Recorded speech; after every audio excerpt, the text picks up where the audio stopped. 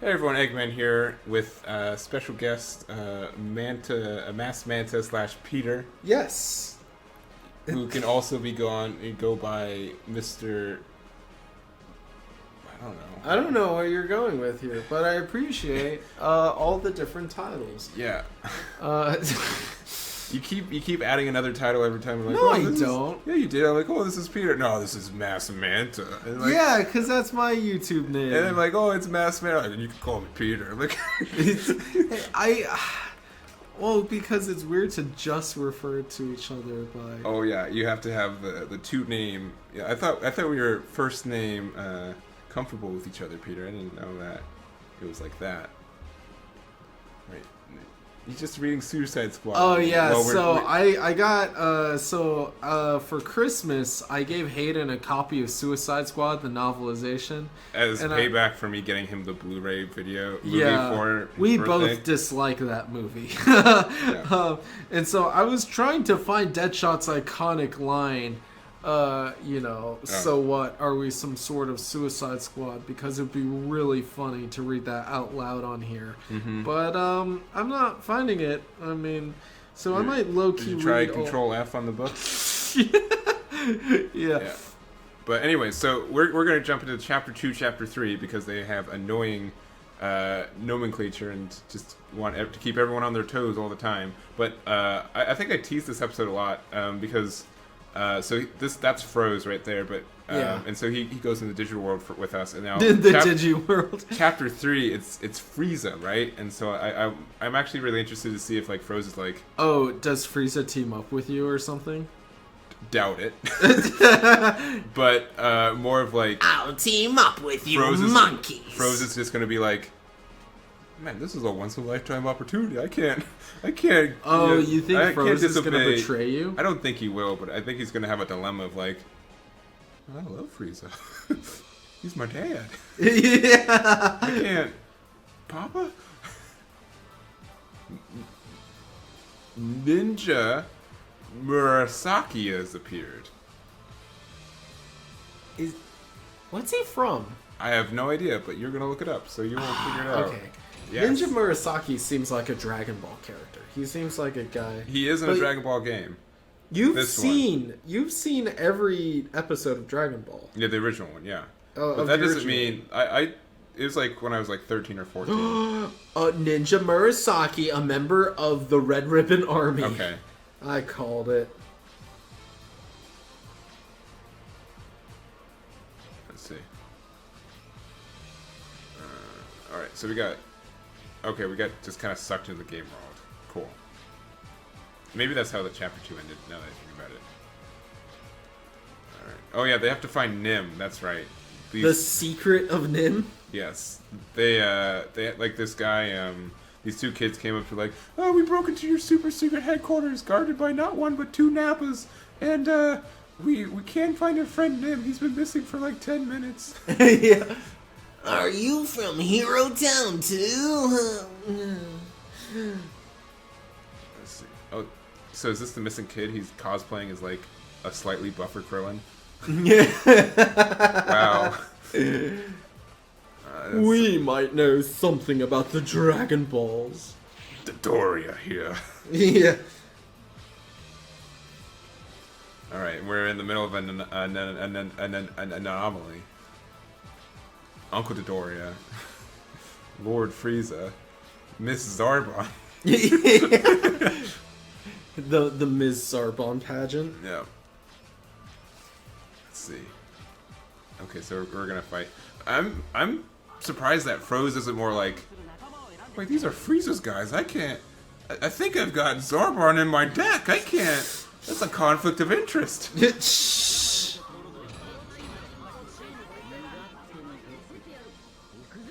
Oh shoot, this isn't. No, not this team. Silly me.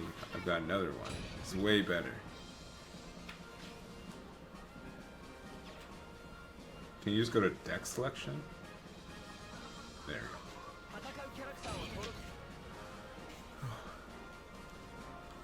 Peter, I understand your fascination with I'm Suicide so Squad, close the to finding that line. novelization. I'm pretty sure. I know you can't live without me. You are free to rip it out of the book and like use like a knife to pin it to like a refrigerator or something. Wait, this isn't the. Wait, oh, is this the deck? I mean, I use deck really loosely because they're just like 7 figurines. So loosely. I guess this is it. What it's doing is talking about what Captain Griggs is up to. I don't care what Griggs is up to. I want to see if... It's just all talking about, like, flag... Yeah, this is also, like, not a thin book. It is a pretty thick novelization. It is, like, 400 pages, yeah. It is a pop culture Bible. It's... It's really designed to be a page turner. None of these chapters, quote unquote, are more than like 1 or 2 pages long. Because you know it feels propulsive, right? When you have short chapters. I remember the Da Vinci Code. Did you ever read the Da Vinci Code? I actually literally read that book. It's one of my like 24 books that I've read in my lifetime. And you actually, that's not true. I read like a lot of things growing up, and the internet came and the World War. But yeah. I mean, like I still read a lot, and I think a lot of people get kind of antsy, like, oh, you're reading print and digital instead of the way that we used to do it, and so it invalidates the fact that you still suck up knowledge like a sponge. But yeah, I don't like. I read like the Magic Treehouse series. I read a lot of that, and like a lot of like the kids series that had more than one novel. I'd read those, but yeah, the short chapters of where it was at.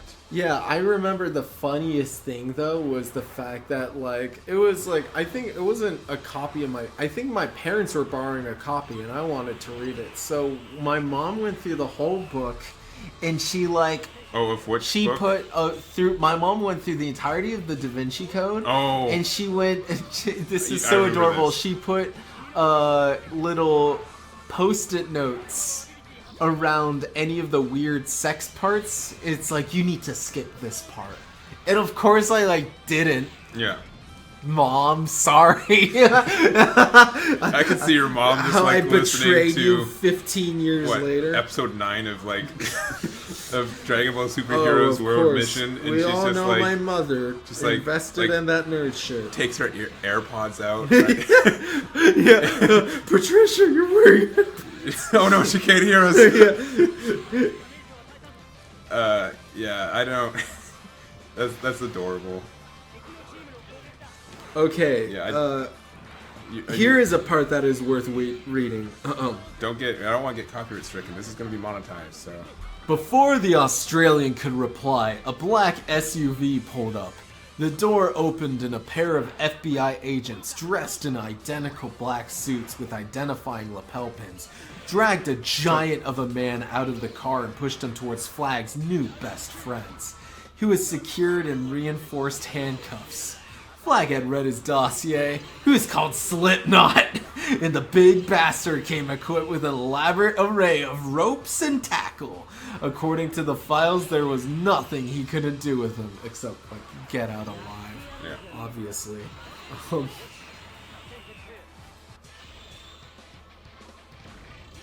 I didn't know this book wasn't PG, 13. Swear words. Hey, big guy, your shoelace isn't tied. Slipknot looked down, checking, but then heard Harley's giggle. Harley Quinn told him his shoes were untied, and he believed.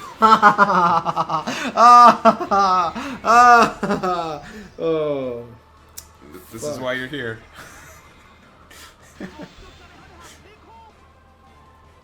Yeah, now you're putting like pale comparisons of like, would I rather watch someone play the Dragon Ball Super World Mission Heroes game or read the novelization of Suicide Squad? You've really, this is the final episode. Yeah. No more.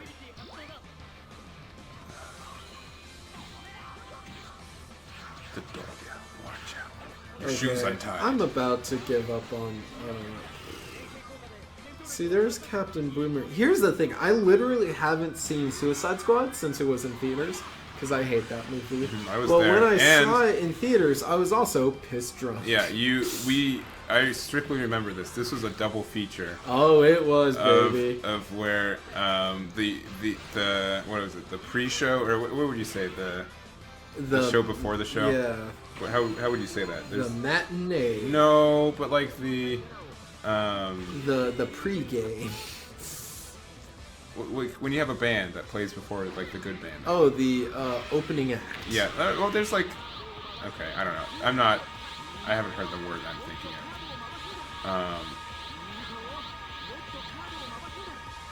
What is it? I don't know. I can't think of the word. It's escaped me. But yeah, the opening act for this was Kevin Spacey's 9 Lives, featuring the movie where he's a talking cat. And does like still adult things sometimes, like yeah, he's like, oh, I'm a fucking cat, I better get whiskey drunk. So he just pours all of his Bless you. Sorry, I forgot. Peter's allergic to cats, so he can't even talk about them without convulsing. Yeah, so he pours all this whiskey in his bowl and like, I'm kid a drunk. Oh my god, this is bordering on Bill Clinton. Yeah, it really Both is. people who molest. Did things. Yeah. Yikes. But yeah, so the idea was that I would get really drunk and then we would just kind of go through both of those. It was, and what it turned out to be was Peter got really drunk, and me and Daniel had to supervise him for the next 3 hours. Well, in it a was one public of those space. things where I was cracking up during 9 Lives, Yeah. just at the absurdity of it all. But Hayden Where- was very neurotic about the fact that, like, we saw it opening day, right? day, and- In a theater stuffed with children. Yeah, where the average age was 14, and we were like the only men in there. Like, I don't Where know. we were the I wanna only use the word man. we were the only adults there that weren't there with kids. Yeah, kids, well, yes. I was there with you, so you can't really. Yeah. But and then we saw Suicide Squad afterwards, and Peter laughed way too hard. No, At- at 9 Lives, not at Suicide Squad. Oh. Disagree. Okay. All right. You definitely guffawed at several things that. Okay, I think you got confused that you were laughing at the jokes. Oh yeah. You were I making, was laughing about how miserable I was. Yeah, you were laughing at the not jokes. I was also like pretty like hungover in the second half, so that didn't help. And we have a picture of that day. Oh no. It happened. Can you cite the page, chapter, and everything for avid Page audio listeners? one. Okay, actually, I'm gonna have to go early. I'm gonna start on page 153. Okay. You are going to be rescuing the only person who matters in the city. The only person you can't kill. Complete the mission, you get time off your prison sentences and better conditions during. Fail the mission, you die. Anything happens to Colonel Flag, I'll kill every single one of you myself. Remember, I'm watching. I see everything. The tablet screen went blank, and Flag turned to Deadshot. There's your pep talk. Compared to your crap, Flag, she killed it. Deadshot clamped his wrist magnums onto his forearms and turned his arm to gauge the movement. Flag was watching him like a hawk. Let him try to shoot me, Lawton thought. Maybe you'll learn something. He buckled on his holster, grabbed his carbine, loaded a mag, then racked the bolt. So that's it, huh? With some sort of Suicide Squad in all italics. I love it! Please rip the page out. It is yours. So you can keep it.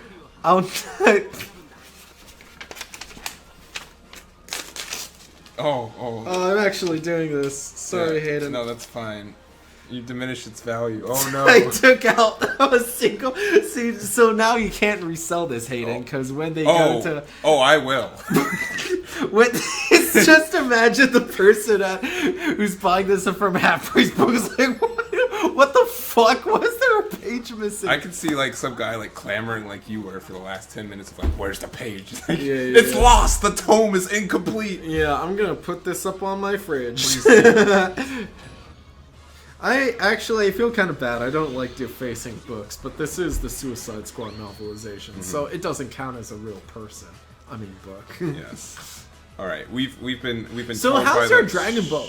We've been told by the management that we've been a bit too loud lately, so we will be a bit more quiet because I have neighbors, and despite them me calling on them, I had upstairs neighbors like a week ago who. Oh, was it actually the management? No. Or was it? It was your fiance. My fiance. Oh, okay. For a second, I was like actually quite worried. Like, it was my management. Yeah. But I had some rowdy Rondas upstairs.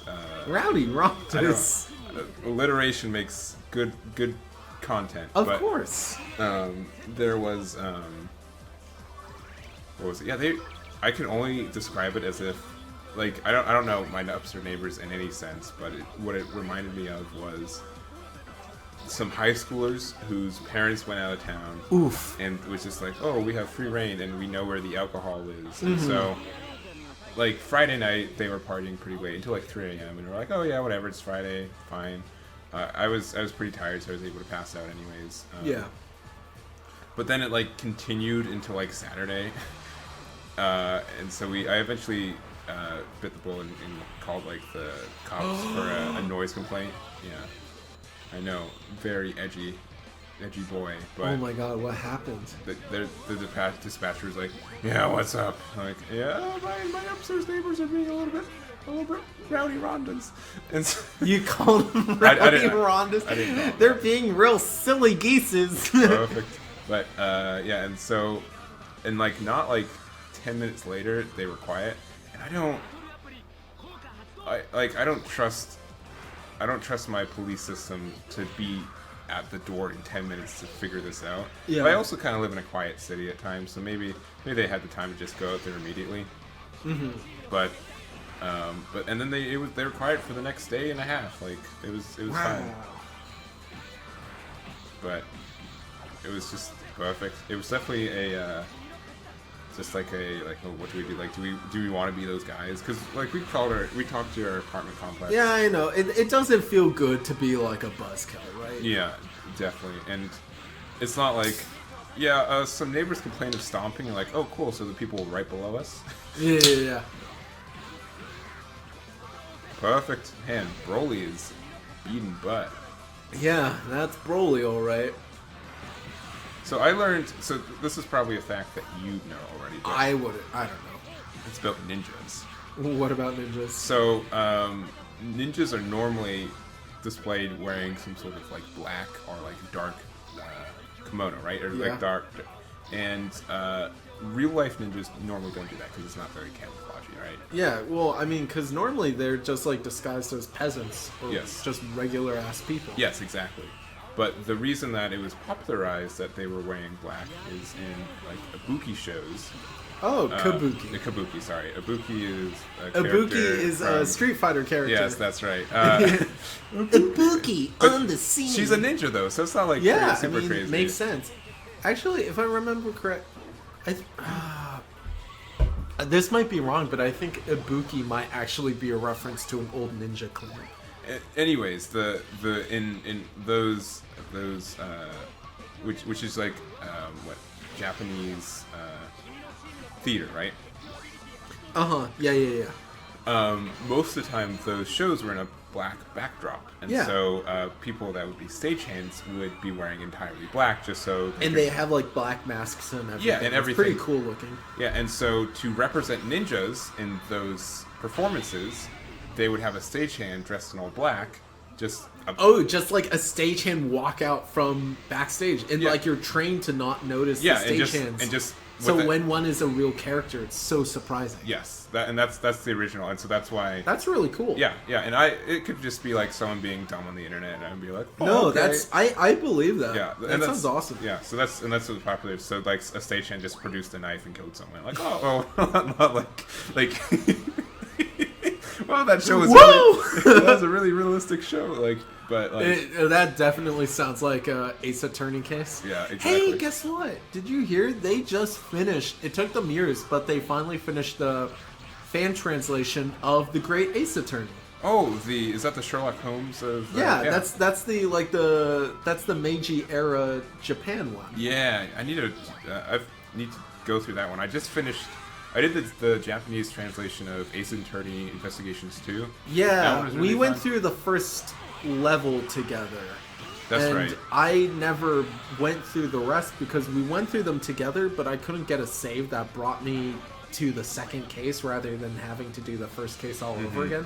Because that first case was long. Yeah. It was, it was like real hot dog box lengths. Knife wound, diplomatic immunity. My diplomatic immunity is too powerful to let this case end. Man, for the one person in the audience who got all that, you're the real. This is the reason we're doing this show. Yeah. But, and I know the anime is like not doing the worst because it's still running. Right? Oh, they just they're doing the Ace Attorney 3 anime right now. Yes, they are. Yeah, because I know you watched the first anime, right? Yeah, I only watched a few episodes of it because it's not like great. It's one of those things where it's like just a straight adaptation of the games. Mm-hmm. So if you've played the games like me and Hayden have, then there isn't that much to get out of it. I feel like that's the same with a lot of game adaptations where like, they're like Persona anime, but like you don't really need to watch the anime at all if you've played the game or Danganronpa. I mean, the amount of times that I've played a Dragon Ball game, we just like get through the Frieza saga and I'm like, okay, I get what yeah. I know all the characters already, like. Oh, this one has Tree of Might. Oh, wow. Yeah. It's like the reason why I don't know the Majin Buu saga as much, because normally I like give up on these games like halfway through. Welcome to the show. Sorry to spoil it halfway through episode 9, but we'll see how deep I get into this one. Yeah. It keeps telling me, I don't know if I complained to you about this, but it keeps telling me to like you should put Goku and Trunks Zeno on the same team. I don't have those cards. Yeah. I have a Goku, but I don't have a Trunks Zeno. Oh, he said technique. So because I was kind of a dumb little kid, I remember for several reasons. Let's not get into those. But I remember having Pokemon Red, and I would like practice my reading because I would have been quite young at the time by just reading the cutscenes out loud. And I remember being at the Fuchsia City gym, Koga's gym, and saying he's like reading aloud like, "I have many devastating Technicues." I remember Technicues. Yeah. Okay, so we've got. Okay, so this might not be Nim. This is Kagyu. Which is an acronym for K, you gay. But or not acronym. What is it when you can move things around? What is it? It's not acronym. It's when you can move the letters around and make other names. Yeah, it's oh shit. What is it? God, anagram. Anagram. There we go. Okay. That shouldn't be funny. Okay. Gay. You gays on board. I remember at like some anime convention in the early 2010s, there was like a Lelouch, like light Yagami rap battle. Okay. And the Lelouch's big. Was this like a show, or was it just like two cosplayers getting like antsy? It was like a show, right? Okay. It was like an official thing, right? And so their epic rap battle. I remember Lelouch's big master line was like, "And Yagami backwards is I'm a gay," and this was, it's really crazy that the early 2010s, even back then, like it's nuts to think of just how much progress we've made in this decade when it comes to LGBT stuff, right? We're just like, even in like 2012, it's like, wow, that's the greatest, like, you know, line ever. And now when you look at that, like, oh, okay. Yeah. Actually, speaking of which, like, Ether, that's a rap song from like 1999 by Nas against Jay-Z, which is supposed to be like the greatest diss track of all time. It kind of like codified the modern diss track. Then you go back and listen to it, and it's just like, Jay-Z, more like Gay-Z. Like, really, man?